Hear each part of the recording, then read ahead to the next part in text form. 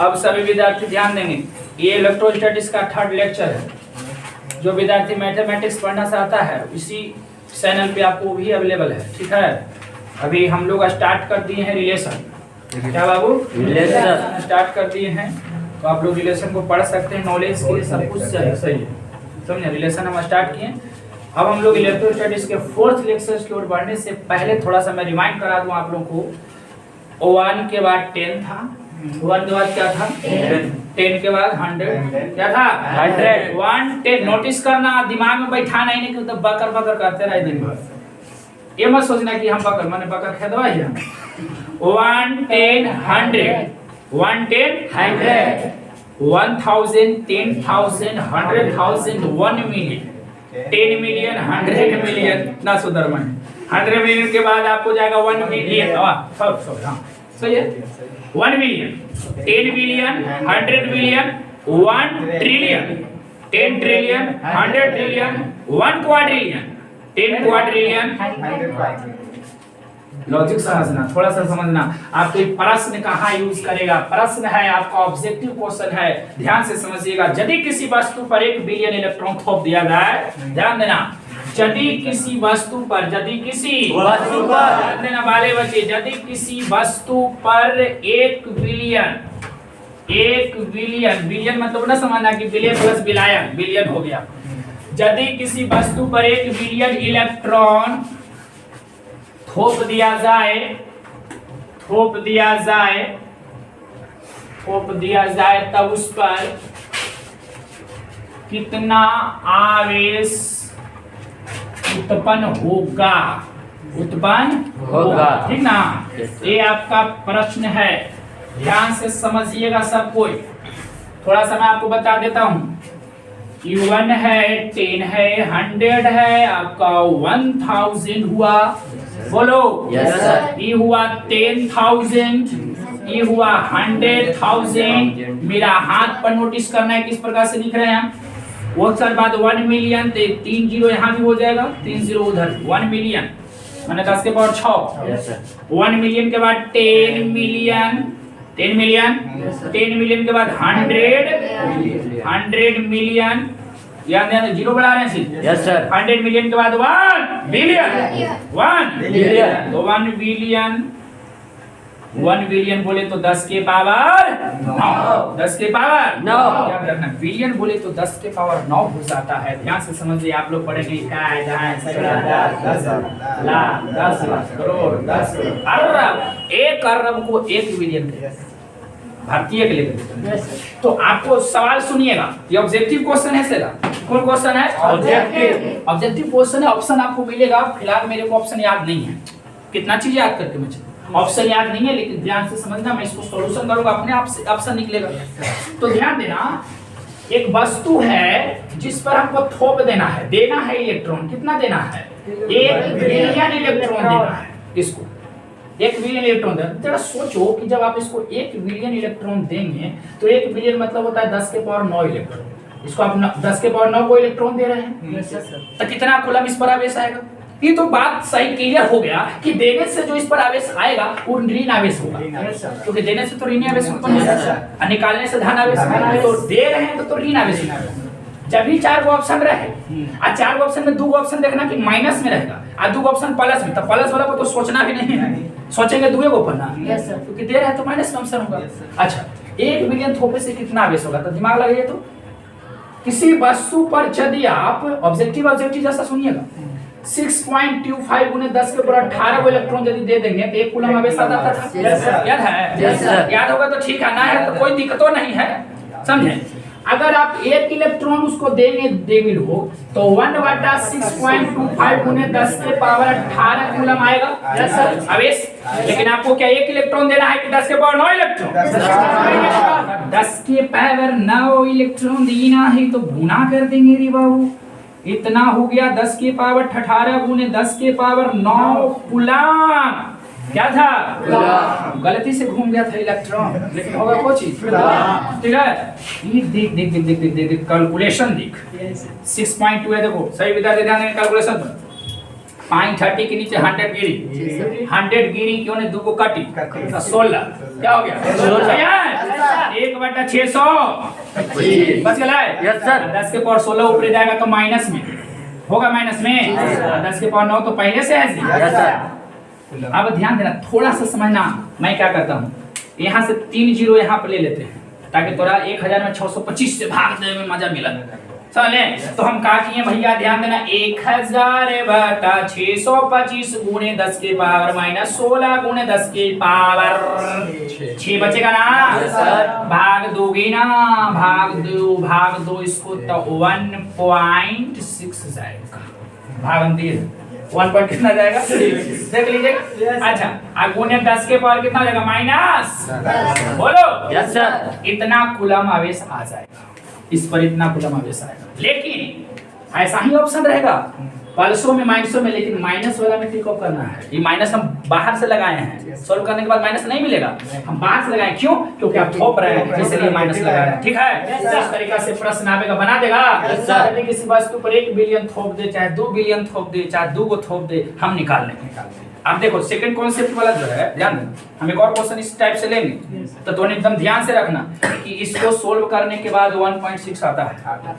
उतना दिमाग में रखिएगा कि 625 में से पॉइंट हटावेंगे, 100 में से 2 कटेगा, 16 ऊपर जाएगा माइनस में। यहाँ से 3 जीरो ले लिए थे सर, इसलिए लिए थे ताकि भाग देना अच्छा रहे। एक को हम 625 से भाग दे रहे हैं तो कई बार रहा है कोचिंग करे का तेरे पॉइंट लगावे, जीरो लगावे हैं, इसलिए हम 1000 ले लिए थे। ठीक ना, चलो यहाँ तक सही है। ये न्यूमेरिकल को आप लोग नोट कर लेंगे थोड़ा सा बहुत।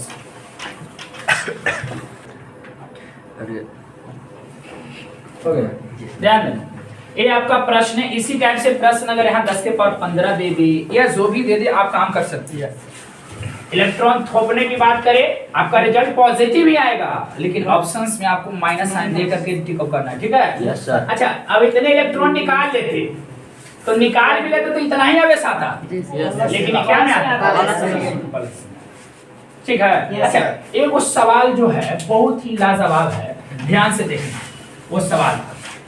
अच्छा बताओ कि किसी वस्तु को जब धनावेशित करना हो तो कितने तरीका आपके पास है। धनावेशित करने का तरीका सुनिए। आप अभी एक जानते हैं कि सब धनावेशित कर रहा है, उससे इलेक्ट्रॉन निकाल लीजिए। जब उससे इलेक्ट्रॉन आप निकाल लीजिएगा तो वो धनावेशित हो जाएगी। लेकिन देखो ऑप्शन जो है आपको कंफ्यूज वाला रहेगा, वहां पर आपको ऑप्शन कंफ्यूज याद रहेगा, ध्यान देना। ऐसा रहेगा क्वेश्चन समझ ध्यान देना, ऑब्जेक्टिव पर ध्यान देना। वस्तु को धनावेशित किया जा सकता है, धनावेशित किया जा सकता है। ध्यान से समझना तो कि वस्तु को धनावेशित किया जा सकता है। ऑप्शन नंबर 1, कुछ इलेक्ट्रॉन थोपकर, ये तो बात हुई थी कि ना होते, कुछ इलेक्ट्रॉन को थोपकर ऐसी देगा। ठीक ना, ज्यादा मत पढ़िए, कस के भौंककर मत पढ़िए। कुछ इलेक्ट्रॉन रोहित, कुछ इलेक्ट्रॉन को निकालकर, कुछ इलेक्ट्रॉन को, सी ऑप्शन, कुछ न्यूट्रॉन को निकालकर। आप लोग कहेंगे कि सर इलेक्ट्रॉन इंग्लिश में लिखे, न्यूट्रॉन नहीं कहा लिखने आ रहा। ठीक है ना, कुछ न्यूट्रॉन निकालकर। ठीक है। और डी ऑप्शन रहेगा, ऐसा ही प्रश्न मिलेगा, कुछ प्रोटॉन निकालकर। ठीक है। अब यहाँ में ध्यान से समझिए, वस्तु को क्या करना है, धनावेशित। जैसे मैं पढ़ा रहा हूँ ध्यान से पढ़िए, घर पे थोड़ा सा नोटिस करिए, एकदम खत्म है। Yes sir. कितने लेके पढ़े, पढ़ा रहना है थोड़ा इंग्लिश, पढ़ा रहना है केमिस्ट्री लेकर के, पढ़ित रहो। हमें वाला कम पढ़ना, दोपहरिया में कहीं मौका मिले तो चढ़ जाना छाता पर, टहलित रहना ताकि उन्हें से कोई देखो करे चले का। दिखा पढ़ाई दिखा के हो तो अच्छा रहे ज्ञान। वस्तु को क्या करना है, धनावेशित करना है।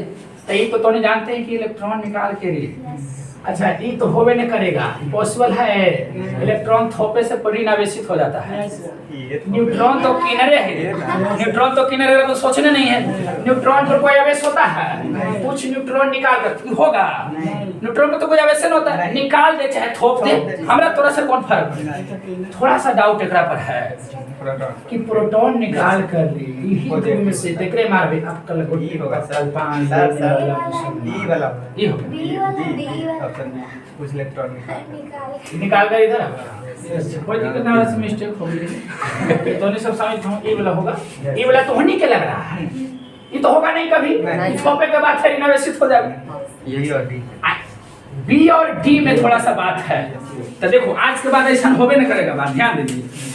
जैसे सोचे के है, जैसे मान लीजिए पदार्थ है, पदार्थ तो रगड़ने से पहले कोई भी न्यूट्रल है, तो मान लेते हैं कि इसमें 10 को प्रोटॉन या 10 को क्या है, ठीक है, सोचने वाली बात है। प्रोटॉन को बॉय मान लो, 10 बॉय 10 गर्ल, कोई दिक्कत नहीं, सब पहले से अपन अपन ले लेंगे। लेकिन अगर जहां गर्ल आया तो एक को छुछवाल चलेगा। हाँ कहाँ से प्रोटॉन की बात कर रहा हूँ। तो अगर यहाँ से इलेक्ट्रॉन निकाल लिया, मान लीजिए 2 इलेक्ट्रॉन निकाले, चल रे बाबू बाहर आ जा, तो 2 इलेक्ट्रॉन निकाले तो लड़काओं की संख्या बढ़ गई, लड़का ज्यादा हो गया, 8 गो तो 8 गो के संभालते, लेकिन 2 गो बाबू तो ऐसे चलते, यानी कि 2 गो रहेगा तो 2 गो के कारण ही पूरा पॉजिटिव हो जाएगा। 8 गो तो न्यूट्रल है, 8 गो 8 गर्ल्स के कारण न्यूट्रल, 2 के कोई न्यूट्रल करे वाला है, वो तो धनावेशित रहेगा ना जी। क्या रहेगा ये, इलेक्ट्रॉन निकाल दिए, इलेक्ट्रॉन कम गया, प्रोटॉन बढ़ जाता है, इलेक्ट्रॉन निकाले से प्रोटॉन बढ़ जाता है, इसलिए धनावेशित हो जाता है। लेकिन जब इलेक्ट्रॉन आप थोप देगा, 2 को दे रहा है, तब गर्ल्स बढ़ जाएगी, तो 2 गर्ल्स न्यूट्रल हो पाती सबसे नहीं, तो 2 को न्यूट्रल नहीं हो पाएगा, इसलिए आप हो जाएगा ऋणावेशी। लेकिन प्रोटॉन निकालने के बाद करते थे, इसी प्रोटॉन निकाल देंगे तब लड़की बढ़ जाएगी।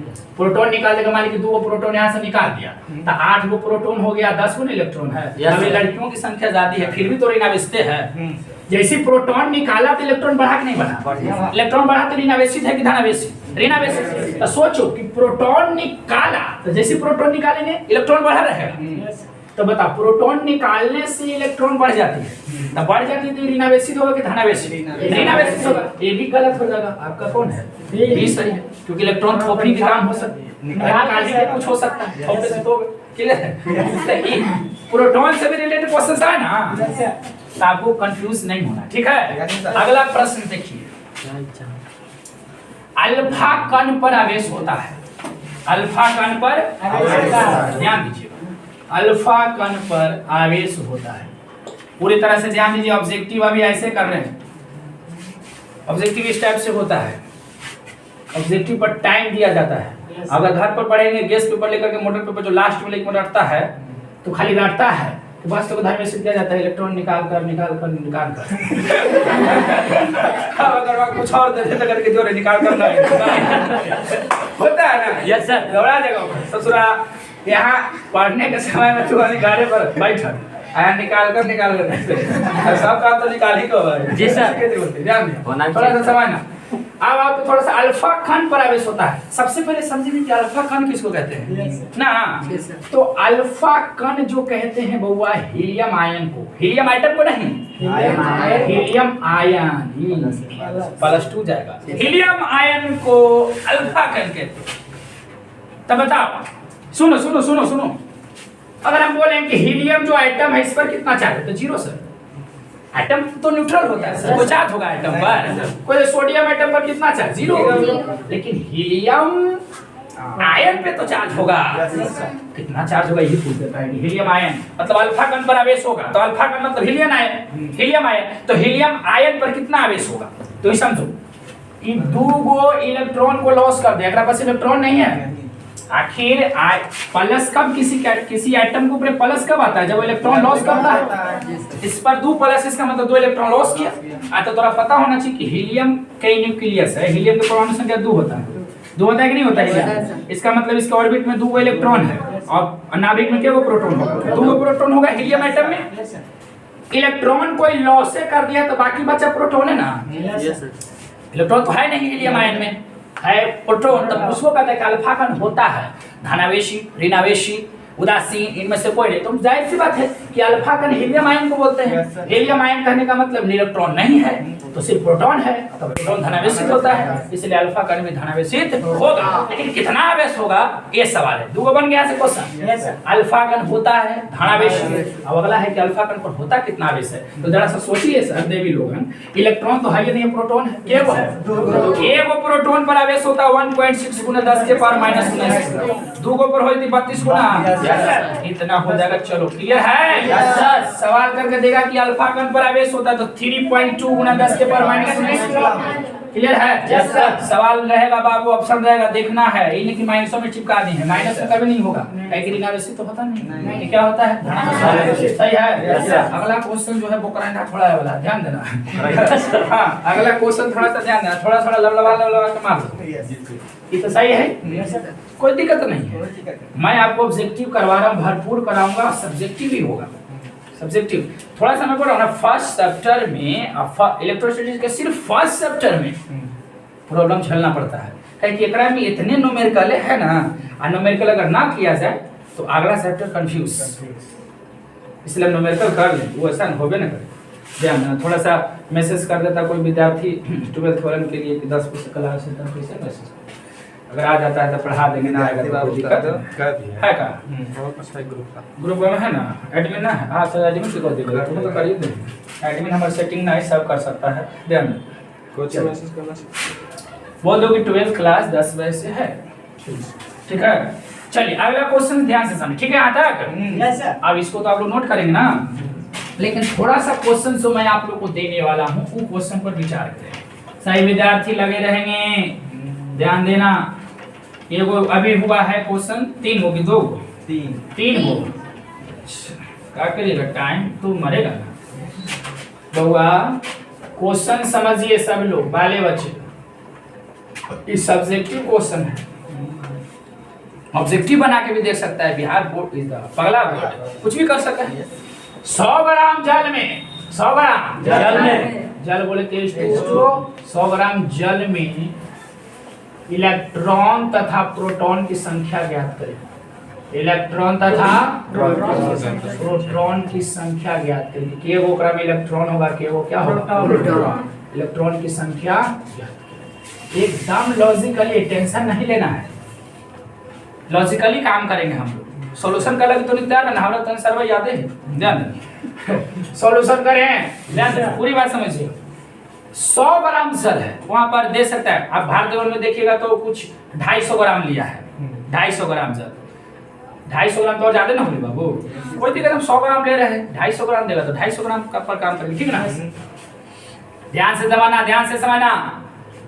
ये मेरा पोट है, पोट बोले तो बर्तन, इसमें लबालब जल है, लबालब जल है, जल के कण है, मतलब जल के अणु, जल के अणु। ध्यान देना, जल के अणु, एक अणु को हम बड़ा दिखा देंगे, ठीक ना? एक अणु को हम बड़ा दिखा देंगे, ठीक है, ताकि हम आपको स्पष्ट दिखा सके। ध्यान से समझना, जल के अणु, जल के अणु समझते हैं, अणु पार्टिकल की मैं बात कर रहा हूँ, चलो।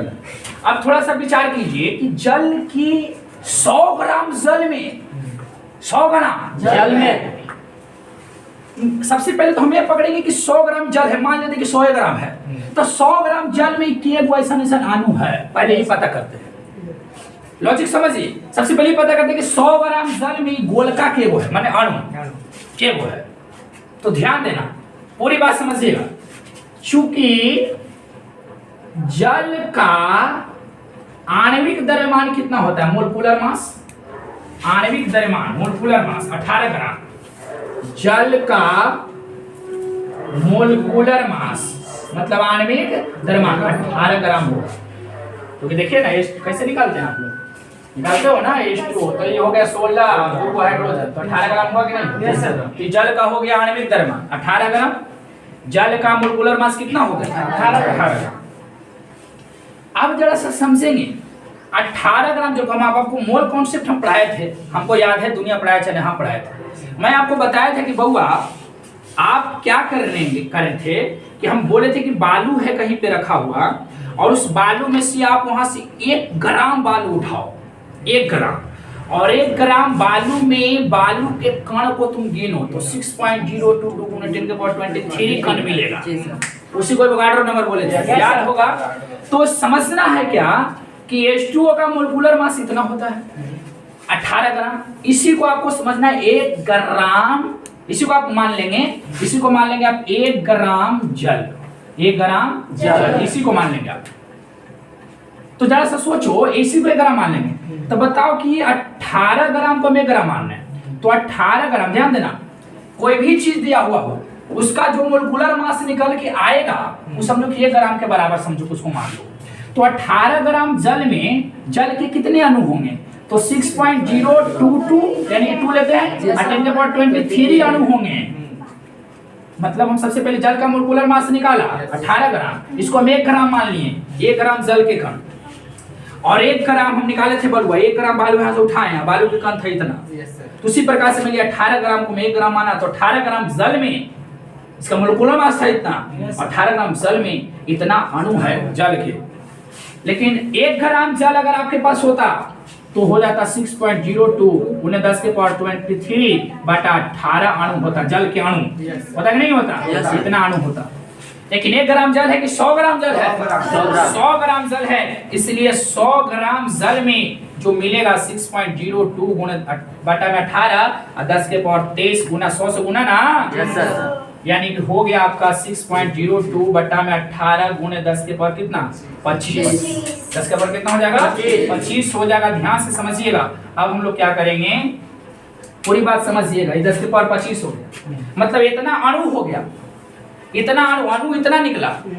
सबसे पहले जल का मोलेकुलर मास निकाले, तो जल का मोलेकुलर मास 18 ग्राम, तब लिखेंगे कि 18 ग्राम जल में जल के इतने अणु हैं 6.022, मतलब 18 ग्राम अगर जल इसको ले ले हम, तो उसमें जल के कितने अणु होगा? 6.022 का हम 2 ले, पॉइंट के बाद 2 डिजिट को ले रहे हैं हम। अच्छा, तो 1 ग्राम रहता तो इतना होता। अच्छा बताओ, अगर हम यहाँ से ले लें HCl ले लें, तो HCl ना लेकर के दूसरा ले लेते हैं, थोड़ा सा अच्छा रहेगा। SO2 ले लेते हैं, SO2 ले लेते हैं, तो सल्फर का कितना होता है? 32। अब प्लस ऑक्सीजन का कितना होगा? 16 3 बात इसी बोले तो 64 ग्राम। तो 64 ग्राम में सल्फर डाइऑक्साइड के कितने कण होंगे? तो 6.022 10⁻23, जो भी मोलेकुलर मास निकल के आएगा उतना ग्राम में जल के, उतना ग्राम में उस चीज का कण इतना रहेगा 6.02 गुणे 10⁻23। जल के मोलेकुलर मास इतना निकाल, मतलब इतना ग्राम में जल के इतना अणु होगा। तो 1 ग्राम में कितना अणु होगा? तो हमको पास 100 ग्राम था, तो अणु पता चल गया कितना अणु है। लेकिन जरा बताओ, इसी को हम सोल्व करेंगे आज। ये अणु निकला है, हमको निकालना है इलेक्ट्रॉन प्रोटॉन की संख्या। तो बताओ कि जल के एक अणु में केवल इलेक्ट्रॉन है, सबसे पहले पता कर लेना केवल प्रोटॉन है। तो जल के एक अणु में देखो केवल इलेक्ट्रॉन है, केवल प्रोटॉन है। जल के एक अणु की मैं बात कर रहा हूँ, क्योंकि यह जल की अणु है और जल की अणु बना है हाइड्रोजन और ऑक्सीजन से। हाइड्रोजन और ऑक्सीजन से, वो हाइड्रोजन से एक ऑक्सीजन से ना, H2O। जल के एक अणु का निर्माण हुआ है 2 हाइड्रोजन और 1 ऑक्सीजन से। एक हाइड्रोजन में केवल इलेक्ट्रॉन होता है, हाइड्रोजन के परमाणु संख्या 1 होता है, इसमें इसके नाभिक में वो प्रोटॉन होगा और ऑर्बिट में वो इलेक्ट्रॉन होगा कि नहीं होगा? तो 2 हाइड्रोजन में 2 इलेक्ट्रॉन और 2 क्या हो गया? प्रोटॉन। अच्छा, एक ऑक्सीजन में 8 वो होता है प्रोटॉन, तो ना परमाणु संख्या 8, तो इसके ऑर्बिट में क्या वो इलेक्ट्रॉन हो 8, तो 8 वो इलेक्ट्रॉन और हाइड्रोजन में 2 इलेक्ट्रॉन, यानी कि एकरा में 10 वो इलेक्ट्रॉन हो। केवल इलेक्ट्रॉन हो गया 10 और 10 से वो क्या हो गया? मतलब ए जल के एक अणु में 10 इलेक्ट्रॉन और 10 वो प्रोटॉन एक अणु में ना। लेकिन इतना मानी अणु है तो एकरा में 10 से कर देंगे गुना, तो 10 से गुना करेंगे तो 6.02 बटा में 18 और गुने 10 के पावर कितना आ जाएगा? 26। इसको भागा जाएगा 334 आता है, 334 गुने 10 के पावर 26, पॉइंट लगा देंगे 3.34 गुने 10 के पावर 26 कितना आ जाएगा? 26 ना, तो 26 यहाँ हो जाएगा 10 के पावर आपका 25। देखिएगा आपका आंसर यही होगा, लेकिन आपका यही है कॉन्सेप्ट। आप कहेंगे ध्यान से समझिए, थोड़ा सा बात पकड़ो, क्या है कॉन्सेप्ट समझो, ध्यान से समझना। 100 ग्राम जल में कितने अणु होगा? तो सबसे पहले जब भी क्वेश्चन देगा हम और भी इस टाइप से क्वेश्चन लेकर के आपको बताने की कोशिश करेंगे। 250 ग्राम ले लेंगे, कुछ भी ले सकते हैं। तो 100 ग्राम जल है, 100 ग्राम जल में इलेक्ट्रॉन प्रोटॉन की संख्या निकालना है, नर्वस नहीं होना है। बस जिसका जल है ना, जल का सबसे पहले मोलेकुलर मास निकालना है।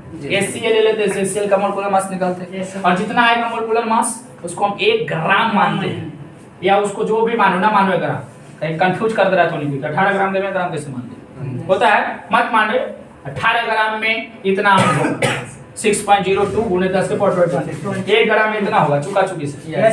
लेकिन तोरा पास के ग्राम दे लेता 100 ग्राम में इतना होगा 100 से गुना, तो इतना तो अणु हुआ, और एक अणु में 10 इलेक्ट्रॉन 10 प्रोटॉन, तो 10 से फिर गुना कर दिया, जितना इतना सोल्व कर गया इतना इलेक्ट्रॉन होगा, इतना क्या होगा? इलेक्ट्रॉन। इतना ही होगा कोची? प्रोटॉन। इतना ही क्या होगा? प्रोटॉन। लेकिन प्रोटॉन में तो 10 से वो है, इतना ही प्रोटॉन आएगा निकल। यानी कि अगर पूछे कि 100 ग्राम जल में कितना इलेक्ट्रॉन और कितना प्रोटॉन, तो 3.34 गुना 10 के ऊपर 25 इलेक्ट्रॉन और उतना ही प्रोटॉन होगा, तब ना न्यूट्रल होगा। Yes sir. चलिए ठीक है, नोट